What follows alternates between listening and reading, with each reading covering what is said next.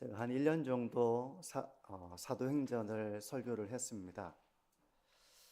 이제 사도행전을 거점 이제 마지막 부분이 거의 다 끝나가서요. 이제 새로운 본문으로 어디를 좀 주일날 같이 말씀을 나누면 좋을까 그 생각을 하던 중에 이런 고민을 합니다. 제가 뭘 말씀을 전해야 될까? 그러다가 기도도 하고 고민도 하고 그러던 가운데 이제 저에게 문득 든 생각이 성경의 주옥 같은 구절들, 많은 성도들이 사랑하고 암송하고 그것을 노래로 만들어서 고백하던 그런 성경의 구절들을 함께 우리가 나누면 어떨까, 그런 생각을 하면서 오늘 이 스바냐 말씀을 주목하게 되었습니다. 이 구절은 너무 유명하죠. 너의 하나님이 복음성가도 있잖아요. 복음성가로도 만들어져서 한국교회 많은 성도들에게 고백이 된 그런 찬양이기도 합니다.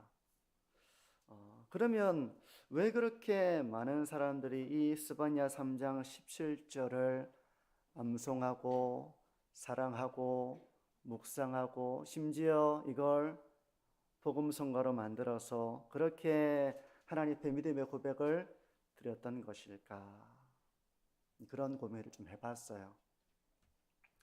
아마도 이제 이 곡을 복음성가로 만든 그분의 마음을 제가 알지는 못하겠지만 아마도 이 성경 구절에서 하나님이 어떤 분인지를 발견했겠죠. 하나님이 이런 분이시구나. 하나님을 참되게 알게 되어 그 믿음의 고백으로 나도 이런 하나님을 고백하겠다. 그런 마음의 감동에서 그렇게 이것이 암송되어지고 이제 복음상가로도 만들어지고 했던 것이 아닐까 이런 생각이 듭니다. 오늘 이 구절을 비록 한 구절에 지나지 않지만 이 한 구절을 둘러싸고 있는 스바냐서의 전반적인 내용들을 조금씩 들여다보면서 하나님이 어떤 분이신지를, 또 나는 어떤 존재인지를, 하나님이 어떤 분이시고 그 하나님 앞에서 나는 어떤 존재인가, 이것을 영혼의 거울 앞에서 좀 돌아보는 그런 시간이 되기를 바랍니다. 오늘 좀 첫 번째로 살펴보려고 하는 것은요, 17절이 이렇게 시작을 해요. 너의 하나님 여호와가 너희 가운데 계시니, 이렇게 시작을 하거든요. 너의 하나님, 너의 하나님이라고 말씀하고 있습니다. 그러니까 이 스바냐 선지자가 이 하나님의 말씀을 선포하는 것이죠. 너의 하나님이라고 외치고 있는 것입니다. 여기서 너가 누구냐 하는 겁니다. 너가 누구냐? 누구일 것 같습니까? 여기서 너의 하나님 할 때 이 너라고 하는 건 누구를 가리키는 말씀 같았어요? 여기서 너는 이스라엘 민족 모두를 가리키는 말은 아닙니다. 우리는 이게 너가 이스라엘의 모든 민족을 가리키는 말이라고 그냥 우리가 단순하게 소박하게 생각할 수 있지만 이스라엘 민족 모두를 가리키는 말은 아니에요. 비록 민족적으로 이스라엘 혈통, 이스라엘 사람이라 하더라도 언약을 저버리고 하나님을 떠나고 우상을 숭배하는 그런 사람들을 향해서 너의 하나님 여호와가 너와 함께 하신다라고 말하고 있는 건 아닙니다. 스바냐 1장 4절에서 6절은 이렇게 말씀을 합니다. 자막이 뜰 건데요. 내가 유다와 예루살렘의 모든 주민들 위에 손을 펴서 남아있는 바알을 그곳에서 멸절하며 그 마림이란 이름과 및 그 제사장들을 아울러 멸절하며 또 지붕에서 하늘의 뭇별에게 경배하는 자들과 경배하며 여호와께 맹세하면서 말감을 가리켜 맹세하는 자들과 여호와를 배반하고 따르지 아니하는 자들과 여호와를 찾지도 아니하며 구하지도 아니한 자들을 멸절하리라.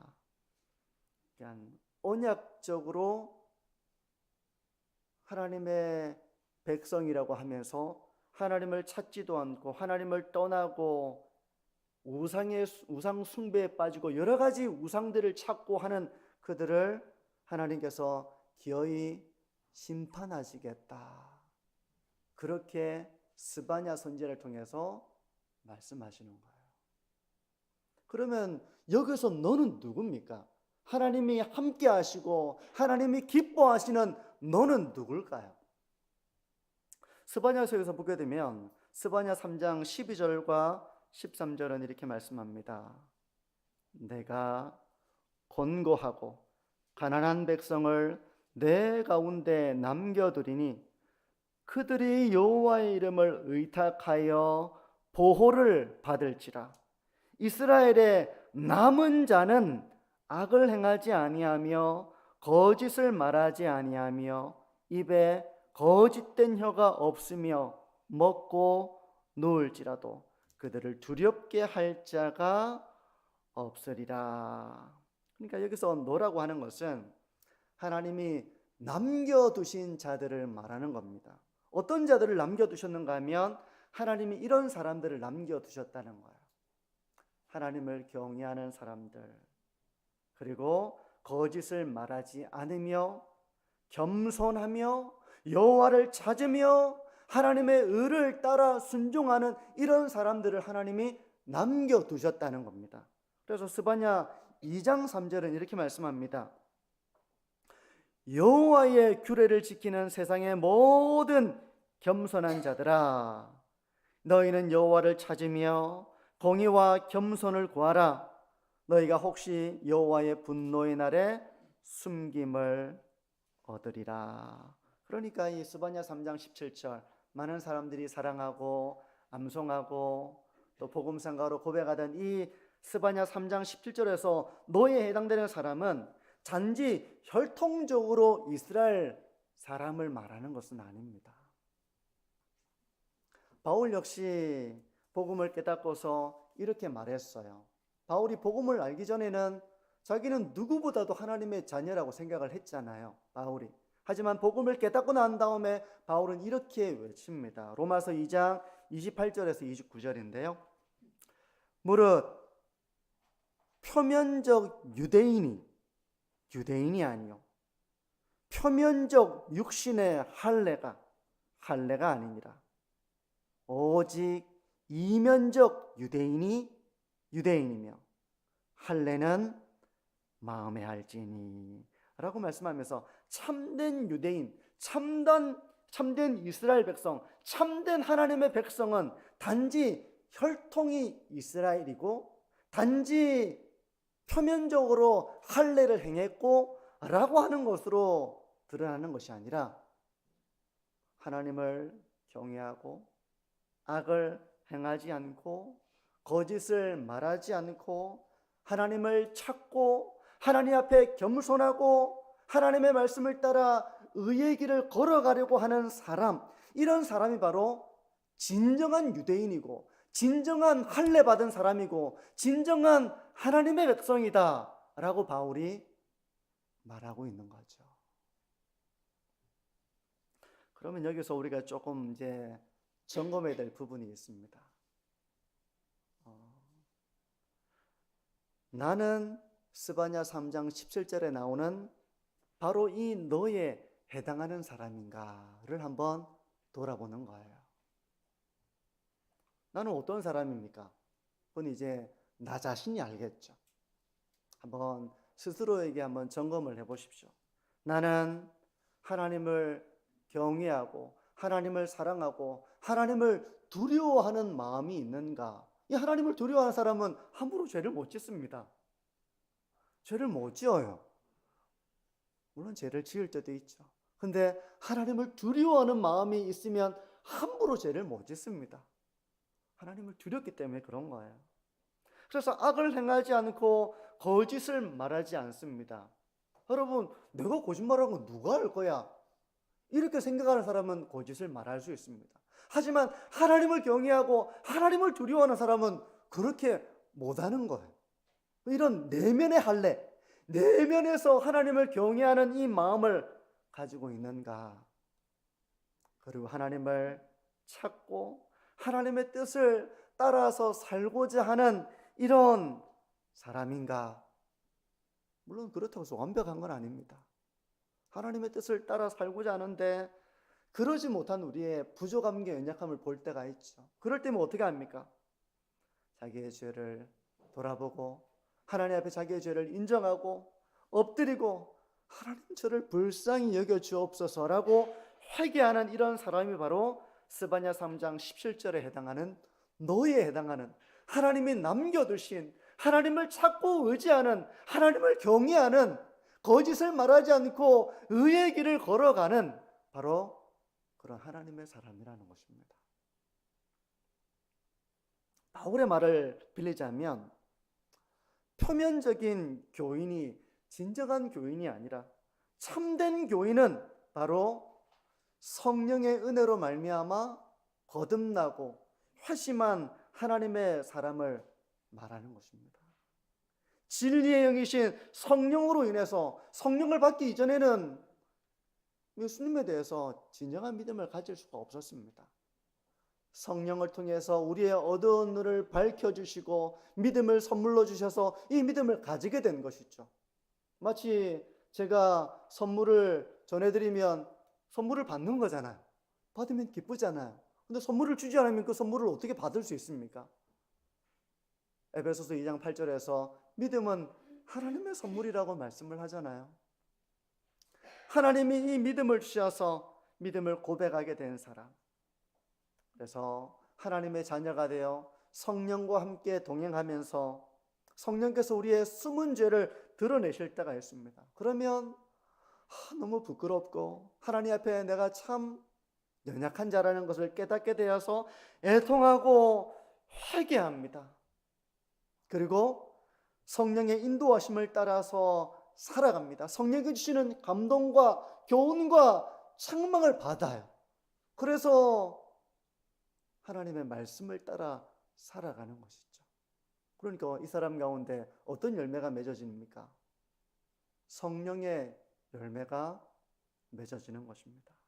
이전보다 사랑이 더 많아지는 것입니다. 성령을 따라서 성령의 열매로서 오직 성령의 열매는 사랑과 희락과 화평과 이렇게 9가지 열매를 말씀하는 것처럼 성령을 따라가다 보니 내가 더 사랑이 많아지는 거예요. 더 잘 참아줄 수 있는 사람이 되는 것입니다.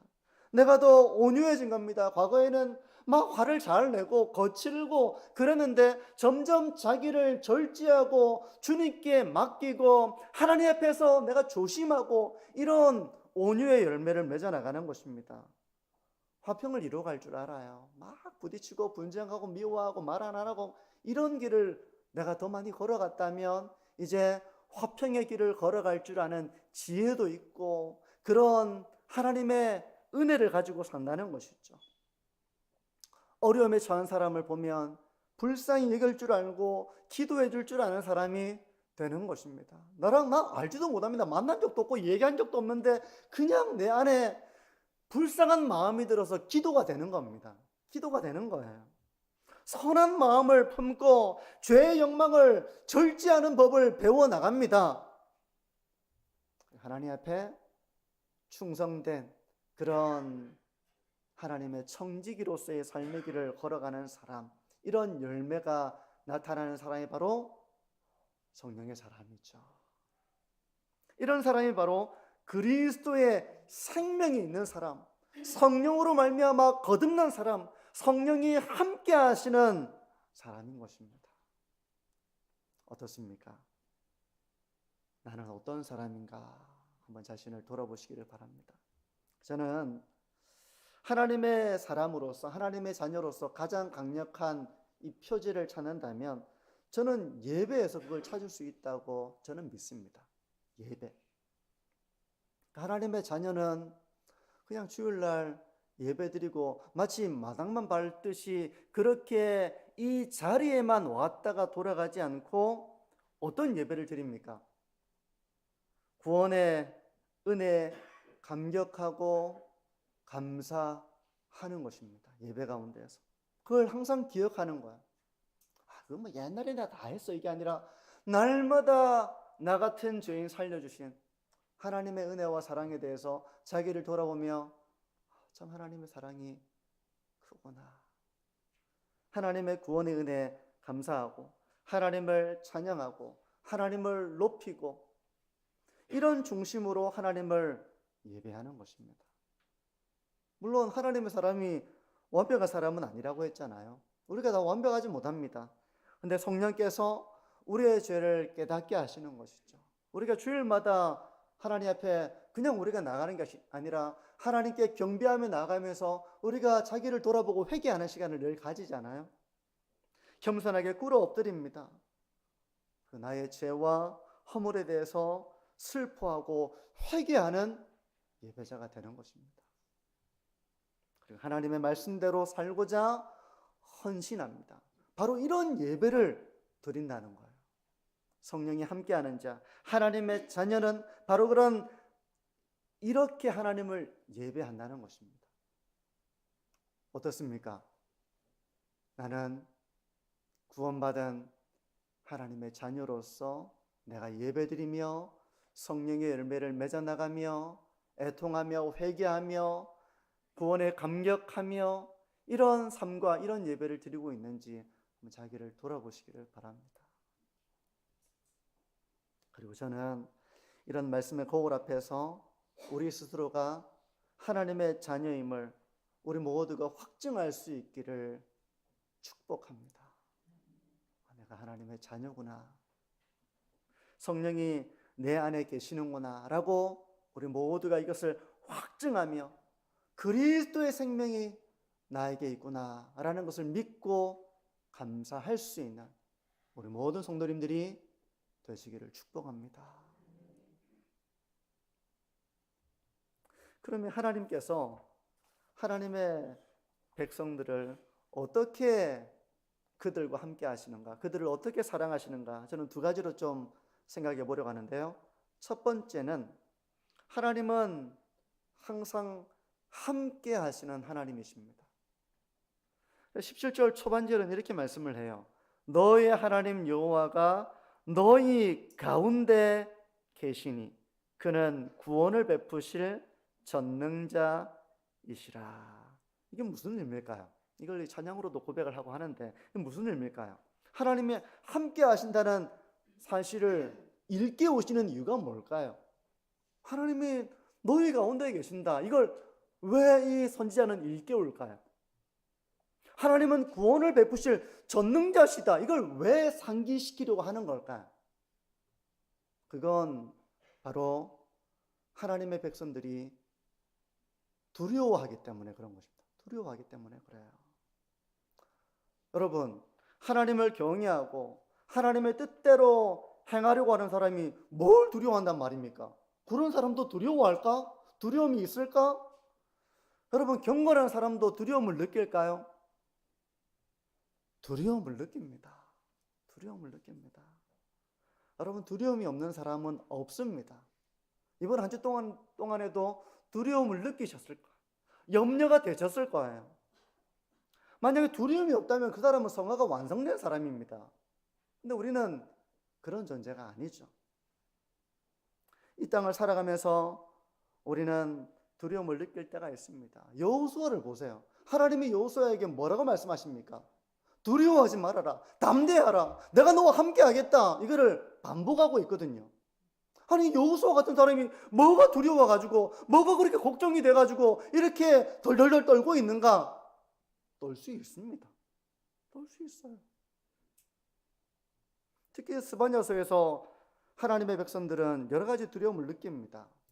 이제 이 선지자가 선포하는 것처럼 하나님의 임박한 심판 앞에서 두려움을 느낍니다. 물론 내가 받을 심판은 아니라 할지라도 이 민족이 받을 그런 하나님의 심판 앞에서, 하나님의 진노 앞에서 두려움을 느끼는 겁니다. 여러분, 내가 구원받아도, 내가 하나님과 함께 하더라도 우리의 가정을 돌아볼 때 참 우리 그런 두려움이 있잖아요. 두려움이 있거든요. 나라의 지도자들과 선지자들과 제사장들이 부패해가는 이런 현실 속에서 이들은 불안과 두려움을 느끼는 겁니다. 이 사회가 어떻게 되려고 그러나. 하지만 이런 경건한 두려움뿐만 아니라 우리는 연약한 한 인간으로서 두려움을 느낄 때도 많이 있어요. 어떤 두려움을 느끼며 살아가십니까? 우리는 늙어가고 몸이 아픈 것에 대해서 두려움을 느낍니다. 그런 두려움 없으세요? 그런 두려움을 느껴요. 이것으로부터 자유로운 사람은 없을 것입니다. 그렇기 때문에 우리는 강건함을 두고 하나님 앞에 기도하게 되는 것이죠. 왜냐하면 그런 두려움이 우리에게 있기 때문에 그런 거예요. 물론 이런 기도 가운데서 우리가 평안을 누리지만 처음부터 아무런 두려움과 걱정이 없는 사람은 없습니다. 또한 안정된 삶에 대한 갈망, 여기에서 비롯되는 걱정과 두려움이 없는 사람은 없을 것입니다. 여러분, 이재용 부회장 걱정 없겠습니까? 이미 어마어마한 재산을 가지고 있잖아요. 두려움이 있을 거예요. 그 사람은 이미 자기 혼자만의 문제가 아니라 그 기업과 둘러싼 수많은 사람들이 함께 연루되어 있기 때문에 이 기업이 입을 타격에 대해서 누구보다 책임감을 많이 느낄 겁니다. 불안정한 삶과 불투명한 미래를 두고 경건한 사람도 염려할 것입니다. 두려움을 느낄 것입니다. 하나님의 사람들에게도 다양한 삶의 두려움이 있습니다. 여호수아에게도 모세에게도 누구에게나 이런 두려움과 염려가 있기 마련이에요. 근데 하나님은 그런 하나님의 백성들에게 두려워하지 말라고 말씀하십니다. 내가 너희 가운데 함께한다. 구원을 베푸실 전능하신 하나님이다. 그렇게 말씀하시는 것입니다. 이것이 바로 저와 여러분을 향한 하나님의 음성입니다. 내가 너희 가운데 함께하니 두려워하지 말아라. 걱정하지 말아라. 그렇게 하나님이 스바냐를 통해서 이 당시에 남아있는 하나님의 자녀들에게 말씀하시는 것처럼 동일하게 우리에게 주시는 영원한 하나님의 말씀인 줄 믿습니다. 어린 자녀를 눈동자와 같이 살피는 그 부모의 심정이 있죠. 항상 그들 가운데 있습니다. 그것처럼 하나님은 우리의 삶 한가운데 함께 계십니다. 그러니 우리가 이 하나님을 바라봐야 하는 것이죠. 때로 우리는 삶의 문제 때문에 내 앞에 가로막혀 있는 장애물 때문에 하나님을 바라보지 못하고 내 삶의 문제를 바라보면서 두려워할 때가 있습니다. 믿음의 사람이, 경건한 하나님의 사람이 그렇게 믿음이 약해질 때가 있습니다. 하나님은 지금 선지자를 통해서 이 사실을 일깨우고 계시는 겁니다. 너희 하나님 여호와가 너희 가운데 계시니 그는 구원을 베푸실 전능자이시다. 그렇게 말씀을 하고 있습니다. 그러므로 나와 함께 하시는 이 하나님을 우리가 늘 믿음으로 바라보면서 내 마음의 두려움과 삶의 짐을 내려놓고 전능하신 아버지께 기도하고, 아버지, 저와 함께 하시는 줄 믿습니다. 제 마음에 이런 두려움과 염려의 짐을 아버지 앞에 내려놓습니다. 저의 믿음 없음을 불쌍히 여겨주옵소서 라고 기도하며 하나님을 의지하시는 그런 신앙의 길을 걸어가시는 우리 모든 성도님들이 되시기를 축복합니다. 그게 믿음입니다. 믿음이에요. 믿음은 하나님의 은혜를 주셔서 고백하는 것이기도 하지만 우리가 믿음이 약해졌을 때 이렇게 하나님을 찾고 의지하고 고백하는 것도 믿음입니다. 그 고백 가운데서 아무것도 염려하지 아니하고 모든 일에 기도와 간구로 나아갈 때 또 하나님이 주시는 은혜와 복이 평안이고 위로이고 기쁨인 것이죠. 이게 첫 번째, 하나님이 어떻게 그분의 백성들을 대하시는가? 그들과 함께 하시니 함께 하시는 하나님, 그러므로 두려워하지 말아라 라고 하는 것이 첫 번째 메시지고, 두 번째는 하나님은 하나님의 자녀인 우리를 기뻐하신다는 것입니다. 기뻐하신다는 거예요. 17절 중반절부터 보십시오. 그가 너로 말미암아 기쁨을 이기지 못하시며 너를 잠잠히 사랑하시며 너로 말미암아 즐거이 부르며 기뻐하시리라. 하나님은 악한 이 세상에서 죄에 물들어가지 않고 거짓을 말하지 않고 하나님의 뜻을 따르고 공의를 행하는 그 사람을 보실 때 하나님은 기뻐하십니다. 우리는 그 가운데서 막 씨름을 하겠죠. 내가 정직한 삶을 살 것인가, 내가 정직을 내려놓고 살 것인가를 두고 막 고민하는 그 씨름의 순간들이, 유혹의 순간들이 펼쳐지는 그 삶의 자리에서 내가 하나님이 기뻐하시는 삶을 살고자 이렇게 나아가는 그 모습을 보실 때 하나님은 기뻐하신다는 것입니다. 아주 기뻐하신다는 겁니다. 그러면 우리 이 자리에 계신 분들 중에는 하나님이 나를 별로 안 기뻐하실 것 같다, 그렇게 생각하는 분이 계실지도 몰라요. 내가 부족하고 내가 넘어지고 순종하지 못하는 내 모습이 생각이 나서 나는 하나님이 기뻐하시는 자가 아닌가, 이런 생각이 드는 분이 계실지도 모르겠습니다. 하지만 우리가 완벽하기 때문에 하나님이 우리를 사랑하시는 것이 아닙니다. 내가 완벽하게 살아가기 때문에 하나님이 나를 기뻐하실 거라고는 생각하지 마시기 바랍니다. 부모가 자녀를 사랑하는 이유가 뭡니까? 완벽하기 때문입니까? 그렇지 않죠. 오히려 부족함이 많지만 그래도 그 부족함 속에서 부모의 권면과 부모의 말을 듣고 그 한 걸음 한 걸음 그 순종의 길을 걸어가려고 그러고 자기의 부족함을 보면서 또한 반성하기도 하고 또 돌이켜보기도 하고 하는 이 모습을 보면서 부모는 참 대견스럽다, 참 귀하다, 이렇게 기뻐하는 거잖아요. 때로는 우리가 경건하게 살고 싶지만 경건하게 살지 못하는 우리의 모습을 볼 때도 있습니다. 그러면 나 자신이 못마땅하죠. 내가 이래서 되겠나? 이런 생각이 막 듭니다. 하지만 하나님께서 우리를 보시고 기뻐하시는 것은 우리가 완전하기 때문은 아닙니다. 오히려 우리의 연약함과 때로 우리의 완악함을 볼 때도 있습니다. 우리의 죄악을 볼 때도 있습니다.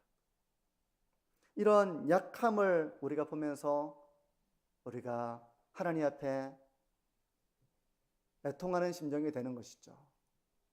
하나님, 제가 참 부끄럽습니다. 하나님의 자녀답게 살겠다고 내가 그렇게 다짐했건만 지금 저의 모습이 너무 초라해서 하나님 부끄럽고 하나님의 영광을 가린 것에 대해서 제 마음이 고통을 느낍니다 라고 우리가 애통하며 회개할 때 하나님은 그 모습을 너무나도 기뻐하십니다. 그걸 기뻐하시는 거예요.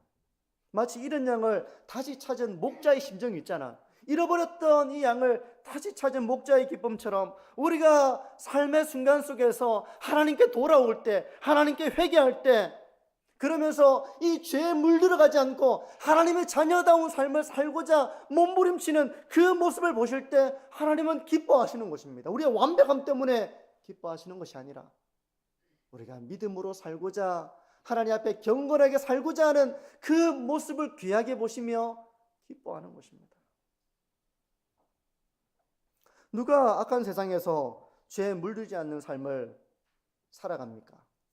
우리는 다 이 세상을 살아가며 그 영향을 받습니다. 하지만 예수 그리스도를 믿고 성령이 함께 하시는 사람은 바로 이런 자기의 죄를 깨닫고 영과 혼과 관절과 골수를 찔러 쪼개는 말씀의 능력을 통해서 나의 숨겨진 죄를 보면서 그렇게 회개하는 길을 걸어가는 것이죠. 부모는 자기 자식을 볼 때 이런 길을 걸어갈 때 완전히 감동합니다. 그냥 자식이기 때문에 기뻐하지만 이런 길을 걸어가려고 할 때 하나님 그 부모의 교훈을 받고 바르게 살아가려고 할 때 그러지 못한 자신을 돌아보며 반성하고 돌이키고 또 죄송해요 라고 말할 때 그 모습을 보며 너무 기쁨을 이기지를 못하는 것이죠.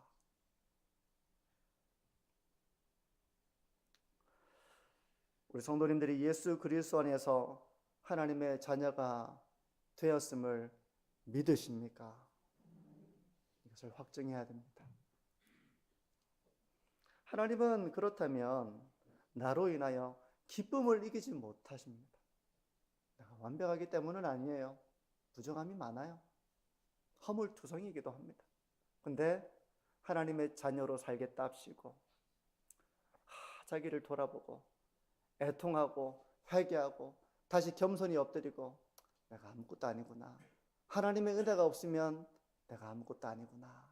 그렇게 자기를 돌아보면서 주님 앞에 엎드리는 자를 보실 때 하나님은 기쁨을 이기지 못하실 정도로 잠잠히 사랑하시며 그런 우리를 기뻐하신다는 것입니다. 우리는 막 씨름을 합니다. 막 넘어지기도 합니다. 막 부딪혀서 막 쓰러지고 막 내면의 갈등을 가지고 괴로워하고 막 믿음의 길을 걸어가려고 몸부림을 칩니다. 이런 나 자신이 한심하기도 합니다. 그런데 하나님이 그런 우리를 보실 때에는 기쁨을 이기지 못하시는 거예요. 나를 경외하며 살기 위해서 저렇게 씨름을 하는구나, 저렇게 기도하며 저렇게 순종의 길을 걸어가려고 저 싸움을 하고 있는구나. 그걸 보실 때 기쁨을 이기지 못하시는 것입니다. 이제 말씀을 정리합니다. 성도 여러분, 하나님은 우리 가운데 계시는 전능한 아버지이십니다. 그러니 우리의 삶에 두려움과 염려가 생길 때가 있겠죠.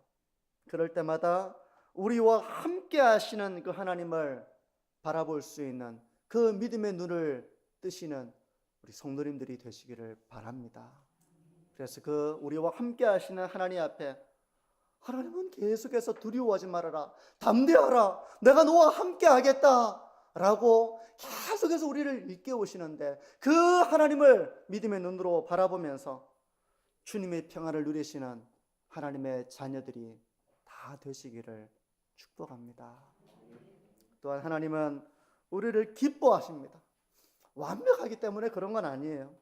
하나님을 경외하며 살아가려고 하는 우리의 그런 작은 모습들을 보실 때 믿음의 수준과 믿음의 정도와 믿음의 성숙은 다 다릅니다. 다 달라요. 그런데 우리가 지금 주어져 있는 이 상황 속에서 내가 하나님의 말씀대로 살고자 하는 그 모습을 보실 때 하나님은 기쁨을 이기지 못하십니다. 우리가 늘 세상에서 승리할 때만 기뻐하는 것이 아닙니다. 때로 죄를 짓고 넘어지고 부끄러운 모습이 된다 할지라도 그럴 때 하나님 앞으로 나가서 하나님, 제가 참 한심합니다. 제가 참 부족합니다. 하나님, 저를 불쌍히 여겨주십시오 라고 하는 그 돌이킴의 기도와 애통과 회개하는 모습을 보실 때 하나님 너무 그게 기쁜 거예요. 성도 여러분, 스바냐 3장 10절의 말씀처럼 우리 하나님 아버지의 마음이 이런 것입니다. 너희 가운데 계신 하나님, 우리가 바로 이런 하나님의 자녀 되었음을 확신하시고 하나님의 사랑 가운데 거하며 하나님의 사랑을 더 많이 체험하며 그것을 갈망하는 신앙의 길을 걸어가시는 저와 우리 모든 성도님들이 되시기를 주님의 이름으로 축복합니다.